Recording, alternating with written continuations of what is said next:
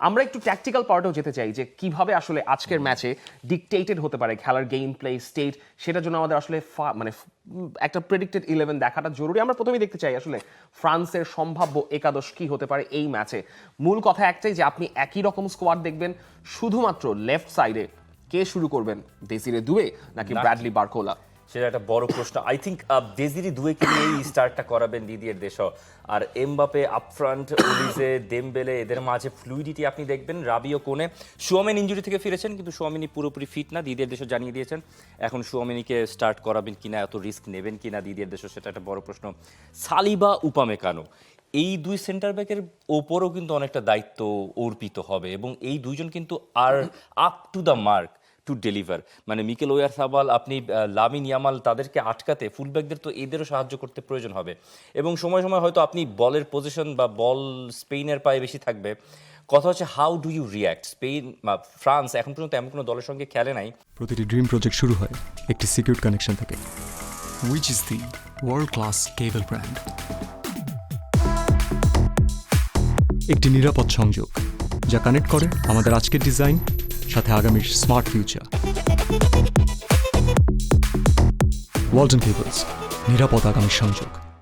যারা তাদের থেকে বলের পজিশন বেশি রেখে ম্যাচটা ডিকটেট করেছে, ডমিনেট করেছে। Senegal first half, Senegal first half বলতে পারেন আপনি। হ্যাঁ, মানে সেখানে আপনি একটা পরিষ্কারভাবে যদিও বিশ্বকাপ ফার্স্ট ম্যাচটা tricky, how do you start, ওইসব প্রশ্ন থেকে যায়, কিন্তু স্পেনের সঙ্গে কথাটা হচ্ছে how do you react. Kylian Mbappe, Olise, Dembele, তারা কি প্রেস করবেন, high of the pitch press করবেন, নাকি তারা রয়ে শোয়ে বসে কাউন্টার অ্যাটাকের জন্য বসে থাকবেন? তারা খুবই স্বাভাবিকভাবে, আপনি যখন স্পেনের সঙ্গে খেলবেন, ফ্রান্স টিমটা they are so very good at transition. আপনি মরক্কোর সাথে ম্যাচটা দেখেন, একটা জিনিস মাথায় রাখতে হবে, ফ্রান্স সাধারণত গেমে একদম রিলিজ করতে দে হ্যাভ টেকেন টাইম। আপনি প্রথম গোলটিতে মরক্কোর সঙ্গে সেকেন্ড হাফ পর্যন্ত ওয়েট করেছেন, পারাগুয়ের সঙ্গে 70 মিনিটস পর্যন্ত ওয়েট করেছেন, এবং এটা ফ্রান্সের জন্য কোনো মুশকিলের ব্যাপার নয়। এবং ফাস্ট ব্রেকে, অর্থাৎ যেটাকে আমরা মানে নর্মালি কাউন্টার অ্যাটাক বলি, কিন্তু মডার্ন ফুটবলের language which is called a fast break, যে আপনি অপোজিশন হাফে বল উইন করে আপনি অপোজিশন হাফে গিয়ে আপনি গোল করছেন, সেটার মেট্রিকে France is the highest amount of goal scorer in this tournament. অর্থাৎ আপনি ট্রানজিশনে বসে থাকার জন্য অবশ্যই you have to allow Spain to have the ball. স্পেনের কাছে বল থাকবে, স্পেনের কাছে বল থাকাটা ফ্রান্সের জন্য কোনো সমস্যা না, but France will choose the moment. Michael Olise somehow, ধরেন যখন এরকম কোনো সিচুয়েশন আসবে যে বডি ওরিয়েন্টেশনের জায়গা থেকে মনে হচ্ছে যদি পাও কুবার্সি তো বল নিয়ে বেশ কিছু সময় মুভ করতে পছন্দ করেন, প্রোগ্রেসিভ ক্যারি করেছেন, লং বলও ডেলিভার করেছেন, কিন্তু এমন একটা জায়গায় দেখা গেল যে মানে স্পেনের মিডফিল্ডের বডি ওরিয়েন্টেশন ঠিক নাই, France will choose that moment and they will counter press এবং মানে অপোজিশনকে 3v2 বা 4v2-তে মানে সেখানে ব্লক করে কাউন্টার করাটা কিন্তু ফ্রান্সের একটা বড় ধরনের অপশন বা বড় ধরনের শক্তি হয়ে আছে।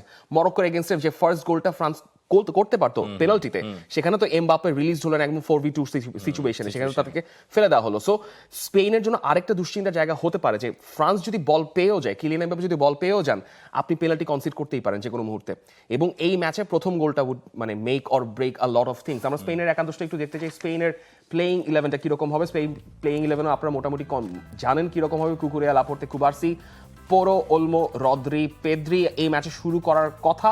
নিকো উইলিয়ামস কিংবা আলেক্স বাইনা, দুইজনের যে কোনো একজনই শুরু করতে পারেন। Lamine Yamal on the right flank. Lamine Yamal থাকাতে আপনার এই ফরমেশনটা স্ট্রেচ করাটা সবচেয়ে সুবিধাজনক, কারণ লুকা ডিনিয়া ওই ফ্ল্যাঙ্কে থাকবেন অ্যাজ আ লেফট ব্যাক, তাকে তার ইনসাইড আউট করা কিংবা লামিন ইয়ামাল শুট নেওয়া, যে কোনো ধরনের পজিশন থেকে তিনি এই জায়গায় হেল্প করতে পারেন। বাট যদি পেদ্রো পোরোর সাপোর্টটাকে আপনি ব্লক করতে পারেন ওই রাইট ফ্ল্যাঙ্কে, তাহলে হচ্ছে আপনি লামিন ইয়ামালকে কিছুটা লিমিট করতে পারবেন এবং মিকেল ওয়ারসাবালকে আপনার খুবই ক্লোজলি মার্ক করতে হবে ইন দ্য বক্স। আমরা জানি মানে Upamecano has been having a very good tournament, কিন্তু সামহাউ মিকেল ওয়ারসাবাল যদি মানে কাভার শ্যাডো ব্রেক করে অপোজিট সাইডে চলে যান and he receives the ball, he can make you any kind of danger. এবং দানি ওলমোর লাইন ব্রেকিং পাসেস এবং তার লাইন ব্রেকিং স্পেসে অবস্থানটা অবশ্যই ফ্রান্স নিশ্চিত করতে যাবে। এবং আরো একজন ইম্পর্টেন্ট পিসকে ভুলে গেলে চলবে না স্পেনের, যিনি মানে অফ দ্য বেঞ্চ যিনি গেমটা চেঞ্জ করে দিচ্ছেন, মিকেল মেরিনো।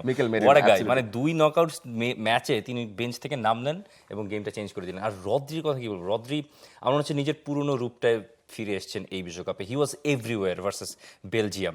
মানে যখন যেখানে প্রয়োজন হচ্ছে সেখানে আপনি দেখবেন যে রদ্রি পৌঁছে গেছে। He was dribbling, he was breaking through the lines, he was blocking shots even.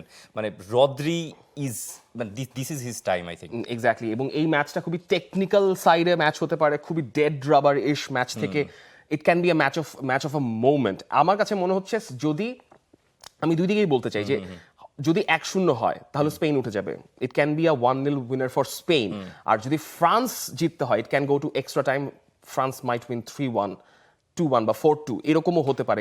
It can be মানে ভেরি স্ট্রেচি গেম আমার মনে হয়। আপনার প্রেডিকশন কি? আমার প্রেডিকশন হয়তো খুব টাইট কেজি ম্যাচ হবে, কিন্তু স্কোর হবে মানে 2-1 বা 3-2। 3-2 দুই দলই স্কোর করবে, কিন্তু দুই দলকে পার্থক্য করবে মোটে একটা গোল। এক্স্যাক্টলি, একটা গোলে পার্থক্য হতে পারে। আপনাদের প্রেডিকশন জানাতে পারেন। For more updates, subscribe to our YouTube channel and click on the bell icon. Follow us on Facebook and Instagram. Download T-Sports app to enjoy exciting games and highlights. Visit tsports.com.